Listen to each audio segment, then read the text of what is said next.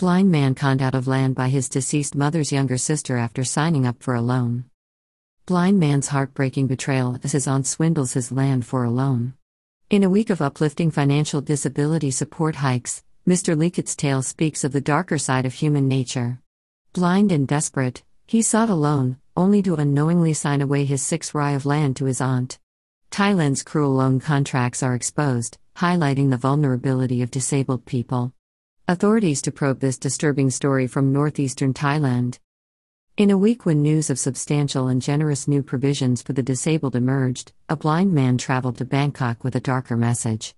36-year-old Mr. Likhit from Nakhon Ratchasima broke down as he told reporters how his own aunt, his deceased mother's younger sister, had cheated him out of 6 rai of land after he asked for a loan of 20,000 when his contract labor employer absconded without paying his wages.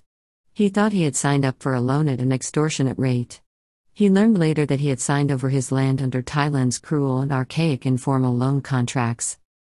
Identified only by his first name on Wednesday, 36-year-old Mr. Likhit made his way to Bangkok. In short, to plead for help and justice. The blind man was tricked into signing away his land inheritance by his aunt and her husband. Previously, the unemployed agricultural laborer had sought a loan after his employer disappeared overnight. In a heart-wrenching press conference that unfolded on January 10, 2024, human greed and cynicism were laid bare. It took place in Bangkok after a brave blind man traveled through the night to have his voice heard. Given that he is blind, his journey took a lot of effort coming from Thailand's rural heartland. He cried at times during an emotional interaction with the press and media. In brief, he is a severely visually impaired man. His name is Mr. Likhit and he is 36 years old. He was introduced to the media by his first name only. At length, he recently found himself in the clutches of deceit as relatives exploited his vulnerability. Inheritance land seized legally after he failed to pay extortionate 10% per month interest payments on an informal loan he signed up for with his aunt. They seized his land, a valued inheritance from his deceased mother, after tricking him into signing ownership documents. The criminal act was committed under the guise of a loan. It happened in the Wang Nam Khao area of Thailand's northeastern Nakhon Ratchasima province. Mr. Likhit's story highlights the disturbing exploitation of a blind man who, in good faith, sought financial assistance. He had turned to his own family after his employer had moved away overnight, leaving him jobless. Previously, he worked as a contract agricultural laborer. The pervasive problem of debt in Thailand and the struggle to survive for those hit by bad fortune. Possible Food Thai Prime Minister Paetongtarn Shinawatra promises a new society where everyone is secure. Bright economic outlook for Thailand, but the debt nightmare for poorer Thai people must be tackled. According to Mr. Likhit, he approached his real aunt, his mother's younger sister, to borrow 20,000. Her husband was also a contracting party. They stipulated an informal loan but significantly under contract at a 10% per month interest rate. At the time, he believed he was signing loan documents. He was blindsided when he later discovered that the papers he signed transferred ownership of his 6 rai of land. Significantly, he recalled that his title document to his land disappeared approximately 8 years previously. Mr. Likhit has been blind for 12 years. He relied on assurances as to what he was signing as he could not see the agreement which pledged away his property. Expressing his distress, Mr. Likhit, who lost his sight 12 years ago, told media audiences of his tale of woe. He stated that when he signed the documents, he was unable to see them. In effect, he relied solely on trust and the bonds that should exist within families. In a cruel twist of fate, he realized the gravity of the situation when he was informed that his land had been signed away. The land, inherited from his deceased mother, held sentimental value for Mr. Likhit. The contract he signed, however, is relatively normal. It is normal under the cruel and archaic contracts that are common in the dark world of informal Thai lending. This is where many of Thailand's land-based population must turn to when they hit hard times. Nonetheless, there is an unlikely possibility that this loan may be illegal. It can be voided by authorities based on the interest rate charged if deemed illegal. However, it is common for the written document, in such cases, to vary from the real terms of the oral contract. In this way, lenders attempt to keep themselves within the law. The lender requires this to pass scrutiny at the local land office when taking possession of the property. Blind man previously had given away part of his land for a community water project and also allowed those in need to live on it. They also face eviction. Significantly also, he had allowed some of his land to be used by his local village community for a water project. Notably, Mr. Likhit previously donated part of the site for the construction of a water tank for the benefit of the local village. His land was also used to house others, but the new owners insisted on taking full possession of the property without encumbrances for farming. The relative who orchestrated this deceit allegedly informed Mr. Likhit that he had not paid the expected interest. In brief, they informed him they were seizing the land. The blind man, unaware of the document's true nature, was taken aback. Adding to Mr. Likhit's plight, he lost his job with a construction camp contractor who failed to pay wages. This left him bereft of resources and income. Besides, the prospect of losing his inherited land left the blind man in a state of emotional and financial distress. Top official at the Ministry of the Interior weighs in. He urged Mr. Likhit to ask the Ministry of Justice to order a full investigation into the matter. Mr. Ekapopluwang Prasert, an advisor to the Minister of Interior Anutin Charnvirakal, has been briefed on the matter. Wednesday's press conference was coordinated by the founder of the Sai Tong Rod Facebook page. Simultaneously, Mr. Ekapop expressed his deep concern for Mr. Likhit's plight. He emphatically asserted the need for a thorough investigation into the matter. The top official urged the victim to seek redress at the Ministry of Justice. Underlining the severity of the case, Mr. Ekapop condemned the obvious exploitation of a disabled person.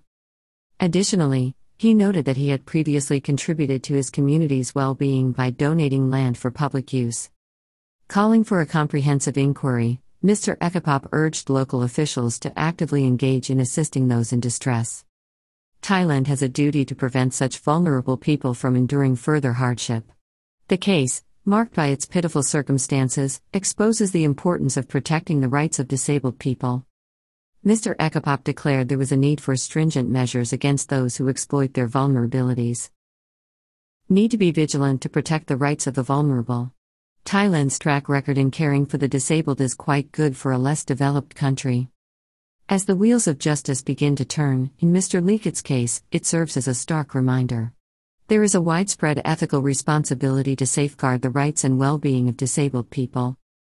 Especially, as in this case, those who are susceptible to manipulation due to their physical challenges. For a mid-level and relatively poor country, Thailand rates well when it comes to its population with disabilities.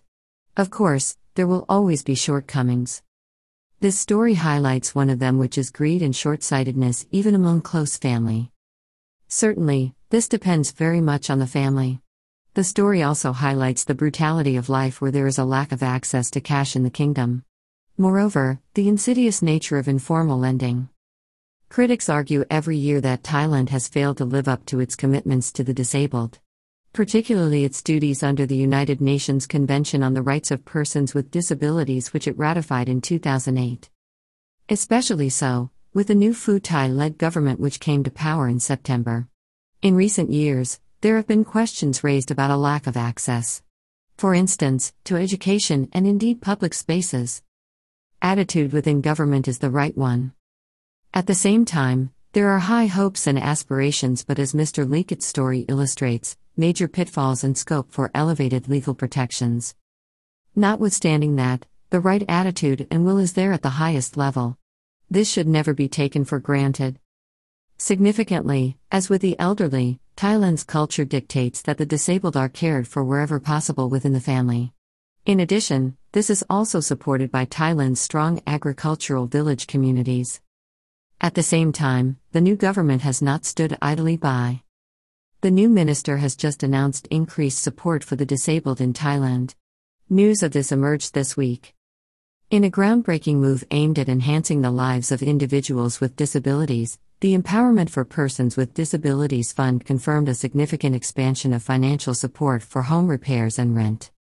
New minister starts by raising support for people like Mr. Likhit with disabilities in Thailand. It allows them to overcome the real challenges faced. This was unveiled by the Social Development and Human Security Minister, Barawat Silpa Archa, at a high-level meeting on December 27, 2023. Mr. Barawat Silpa Archa, the leader of the smaller Charthai Patana party, took up the role in September. Previously, he was Natural Resources and Environment Minister in the government of General Prasetya. Subsequently, his party was part of the coalition that took up the reins in September. Undoubtedly, the higher payments signify a renewed commitment to addressing the challenges faced by people with disabilities. The driving force behind this initiative, Mr. Varawat, underscored the substantial increase in financial assistance. This includes a noteworthy rise in the subsidy for house repairs. The previous allocation of 30,000 per individual has been augmented to 40,000. This boost in financial aid for house repairs will have a profound impact. It will directly improve the living conditions of those with disabilities. Potential to improve quality of life for disabled people. Moreover, Mr. Varawat unveiled a rise in support for house rent.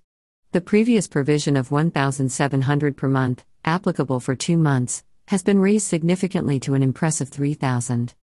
Notably, this enhanced support for house rent is extended over a more generous duration of 6 months. It marks a substantial extension from the previous provision, which was 2 months. In his statement, Varawat referred to the importance of these increases. The minister emphasized their potential to enhance the quality of life for people with disabilities. The enhanced financial support for home repairs and rent aligns with the fund's overarching goal. In summary, that is to empower individuals with disabilities by providing tangible assistance to address their unique life challenges.